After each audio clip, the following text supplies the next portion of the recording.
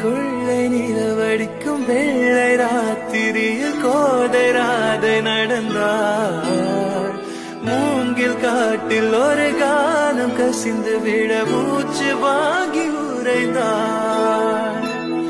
நெஞ்சின் ஓசை ஒடுங்கி விட்டாள், நிழலை கண்டு நடுங்கி விட்டாள். கண்ணன் தேடி வந்த மகள் தன்னை தொலைத்து மயங்கி விட்டாள். தான் இருக்கின்ற இடத்தில் காணவில்லை. எங்கே எங்கே சொல் சொல் கண்ணெண்டும்